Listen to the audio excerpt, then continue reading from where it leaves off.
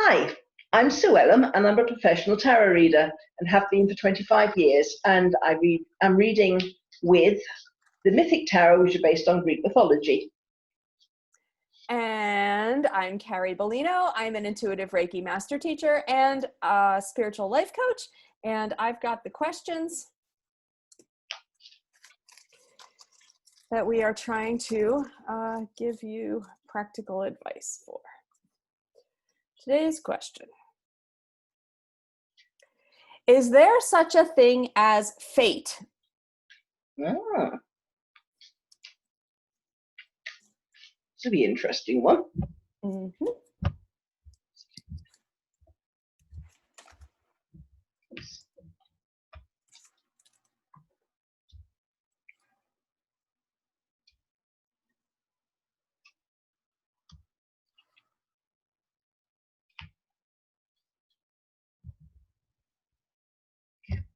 This is a funny one. Okay.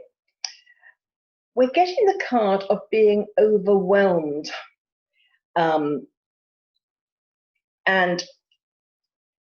I think with this is like we're trying so hard, and we're trying to do more than we can actually physically handle. So with fate, is there anything, does fate exist? I think we put too much credence in a lot of it, and we get overwhelmed, and we lose our path of the question a few days ago was about living in the present, living in the now. And I think when we talk about fate, there's a certain sense of surrender. It's like, well, this is happening because it's fated, or it's my karma. I can't do anything about it. And so we can easily slip into victim mentality, and we get so overwhelmed with all the mental juggling we're doing. And also it can become if we're not careful, it can become obsession. Like, it's my fate to marry this person, and you will chase that person all over the planet if necessary because you believe it's your fate. For me, I think it's a case of just letting go and just saying, well, if it's my fate, then it will happen. If it's not, it won't. I'm not saying that these cards aren't saying there isn't anything as such as fate, but I think it's often not what we think it is. We get our emotions involved. We fall for somebody, we think, oh, it's our fate to be with them. Or we really want to get into a certain line of work. Oh, it's our fate. But it's not necessarily the direction we're meant to be going in. So we're putting a lot of work into manipulating our fate to be what we want it to be from an emotional level. And that means our intuition isn't also playing a part in it. Our fate can change as well by the choices we make. I mean, it could have been, when I was kind of a kid, I thought, maybe I'd like to join a circus. And at that point I thought, oh, it might be might be my fate to join a circus. But because I made different choices, then that was no longer something that I wanted to do. So I find for me, if there's something that I really need to do, my intuition is telling me, I will get this niggle, and it will go on and on until I actually do something about it and take a step. So it's important to listen to your intuition if it's pushing you in a different direction, because it's not just you that's changing, it's other people are changing their ideas as well. Maybe you were fated to meet somebody, and I do believe that certain people are sent into our lives at certain times in order to teach us lessons, to become lifelong friends, or just give us a piece of information we need. And I do believe that we are fated to meet people at certain times, fated to have certain, conversations, because then it will change how we perceive something that we thought we wanted to do. Then suddenly we think, oh, okay, that's not for me anymore because that's changed. So our fate is very much tied into other people's fate, and they've also got free will. They've got, they can delay, meeting. I mean, I remember working with a woman, and she was married to a musician in a very well-known group, though I never found out what the group was. But he was about 10 years older than her. But she had first seen him when she was like 13, 14 years old, because she was Australian, and his group had gone, his band had gone to that place to play music. And she first met him then. And nothing happened. Obviously, she was a child, and and I said he was about 10, maybe more years older than her actually at that point. But he kept coming back, and she kept going to see the gigs and stuff. And then she got old enough. She was in a relationship. He was in a relationship, etc. And it was a good, 10 or so years later that they actually got together, and they were then married, and she was traveling to England with him because that's where his band was going to play a lot of music. They had recording deals and things. So that was a thing of fate. But they didn't put their lives on hold. They lived their lives, and fate brought them together when the time was right, when she was old enough to have a relationship. But they were fated to be together, and they were very happily married. So I do believe that fate is, but I think the danger is we try and manipulate it, and then we get into all sorts of trouble, But if you can just let fate, just recognize that the right things will come at the right time, you're going to be celebrating. Say, oh, I knew this was going to happen, but I didn't put my life on hold waiting for it. What I've done is I really wanted that job, and I've got it now, but I put so much work into it so that I was really qualified. I didn't think that it was just going to turn up because it was fate. I put all the effort in. I've put a lot of effort into my friendships. I've got great friends now. I put a lot of effort into my relationship, and I've got a wonderful relationship. Fate comes with effort. This is the saying, God helps those that help themselves. You've got to put the effort in. And if you've got a certain draw to do one thing or the other, then that is the universe telling you that you're drawn to take a certain path. But you've got to put the effort in. I mean, I can't just say, oh, I'm going to be a tarot reader, and then just, put the cards down and read them out from the book. That just shows I'm a lazy person that isn't interested in learning about the cards. I just want to just take cards out and read from the book. So that's not a reader, So I haven't put the effort in. So therefore, how can I call myself that? And so this is the we have to do things and treat fate in such a way that we're going to be very proud of the outcome, and we're going to be very celebratory. So also we need to look after ourselves as well. This can be to do with learning learning new skills, looking after ourselves on a physical as well as on a kind of financial level.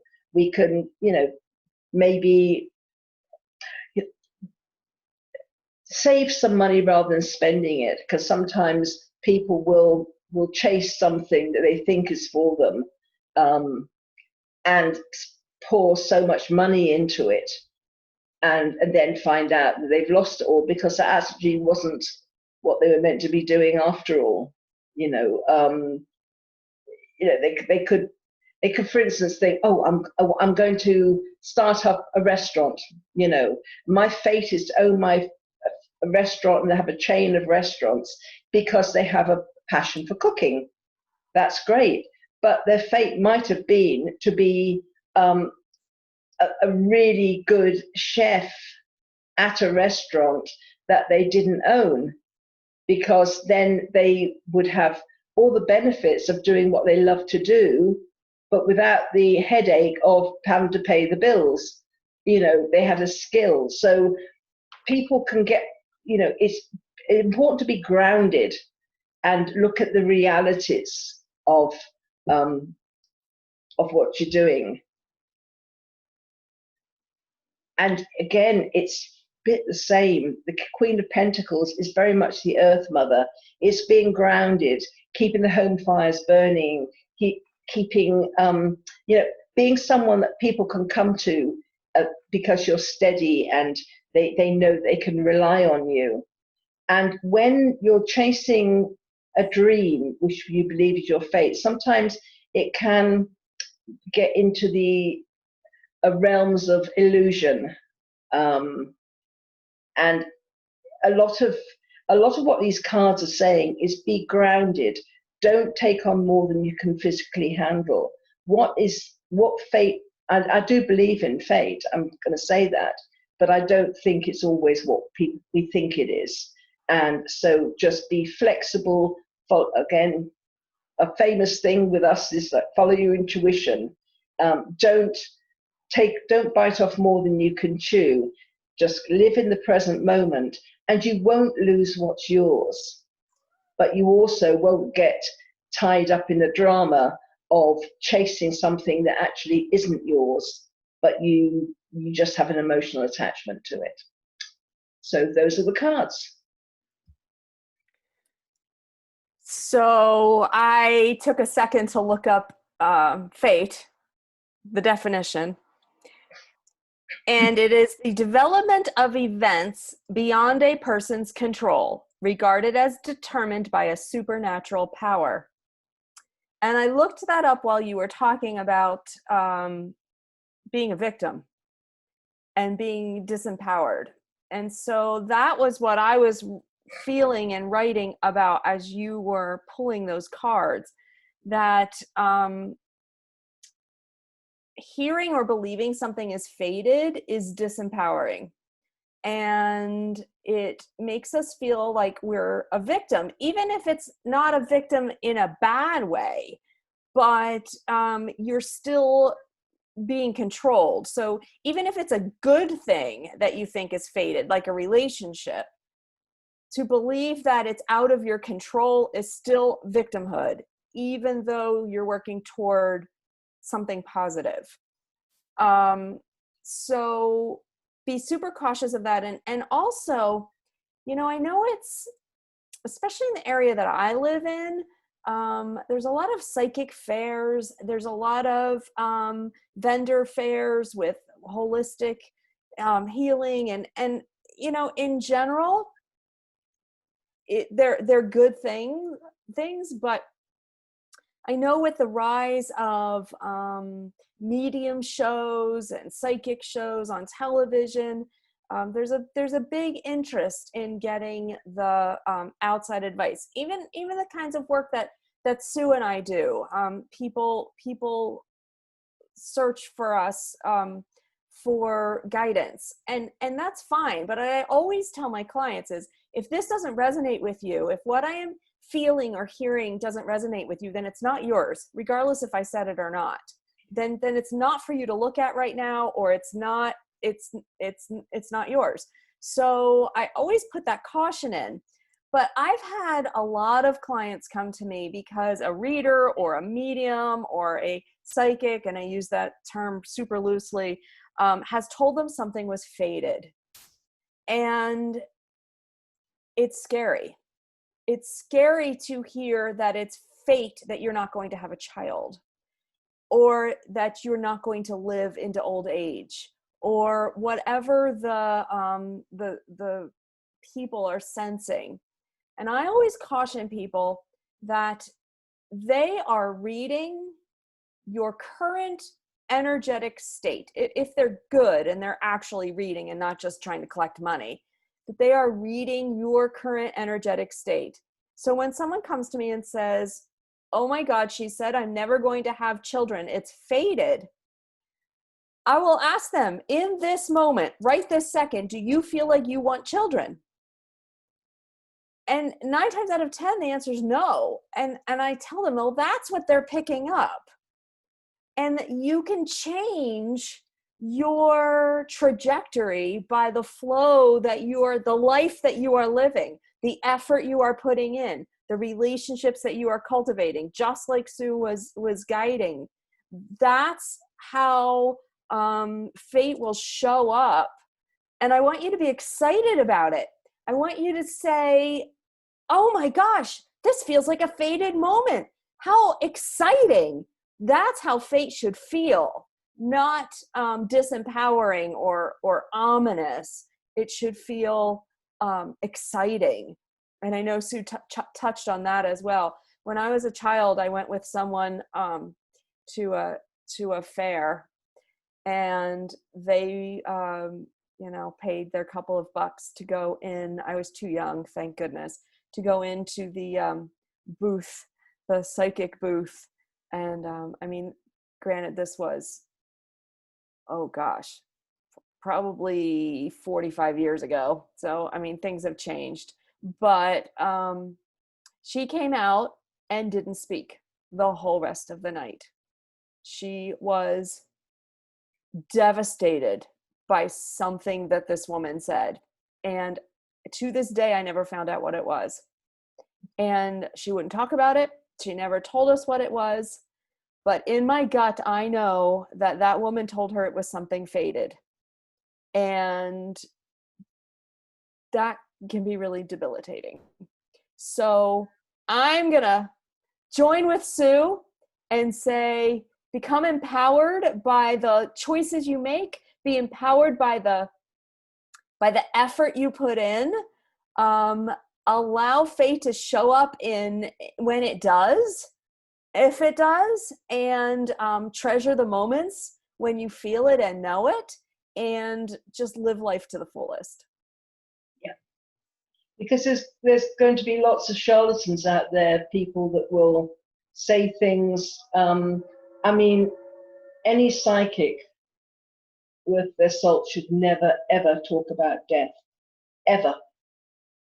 Not about a person's death. I've had people come to me and needing to know about something about a loved one, and I've always looked really deep into their eyes to make sure that they are ready to hear whatever it is, and afterwards there's a kind of a sense of relief, because now they know. But when I first started reading, it was back in the 90s. I was in Portugal, and I used to kind of work out of a kind of a pub there. I used to have my own little corner. I didn't use to drink at the time, by the way. I never drank when I was doing reading, but one night somebody came. A couple came to see me, and actually it wasn't my night that I was due to do readings, but sometimes I'd drop in afterwards, So they sat there the whole night waiting for me, just in case I went in. And I always carried my cards anyway. And this couple were friends. They weren't a couple. The man, his wife was terminally ill. And the woman was going through a really, really messy divorce, and they both needed some help. And this was in the very beginning of me doing my readings, and it really struck home how much people that this wasn't a game. People were being vulnerable. They were just looking for some help, something that they could hang on to take them through difficult times. And I don't really get the tall, dark, handsome stranger or will I win the lottery kind of people. It's more, not everybody's had trauma, but quite a lot of people come to me. They've been suffering some kind of trauma, and they just need a way to kind of get past it, you know. And this is why, as somebody that is identified as a psychic and stuff, and I did a lot of the festivals, you've got to be respectful of the people that come to you. You have to realize that they're opening themselves up to you where they wouldn't open themselves up to people that are around them. They might never tell people they ever had a tarot reading or anything like that, but if you've got to listen to what your intuition is telling you about who to go and see. I mean, I always do the same as you do, Carrie, you know, say, if only accept this if it resonates, you know, and if things don't resonate, I always give people the opportunity. I said, look, maybe I'm not the right reader for you today. You can go and see, you know, somebody else. I won't take offense at that, because different readers have different ways of reading. One day it might work and it might be the right energy for you, and another day it might not. So it's all flexible. But it's really important to listen to whether you're drawn to somebody or not, if you feel safe with them, you know. Agreed. Because people can really, really mess up your mind, especially people that are working in the spiritual realm, because we are all meant to be working from pure energy, you know, from a purity.